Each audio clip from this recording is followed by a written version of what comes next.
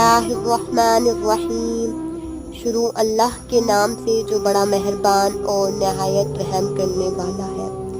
حضرت محمد صلی اللہ علیہ وآلہ وسلم سے پوچھا گیا کہ اللہ تعالیٰ کے رسول صلی اللہ علیہ وآلہ وسلم کون سی دعا زیادہ سنی جاتی ہے؟ تو آپ صلی اللہ علیہ وآلہ وسلم نے ارشاد فرمایا، رات کے آخر کا درمیان اور فرض نماز کے بعد کی دعا۔ ہر تنگی سے نکلنے کا راستہ۔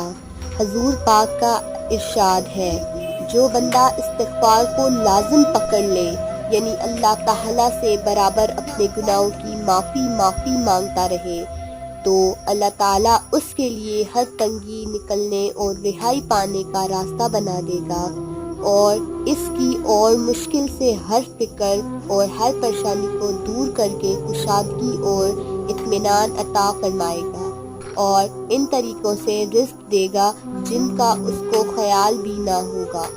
روزانہ 1000 نیکیاں۔ رسول اللہ صلی اللہ علیہ وآلہ وسلم نے فرمایا، کیا تم میں سے کوئی روزانہ 1000 نیکیاں کمانے سے بھی عاجز رہ سکتا ہے؟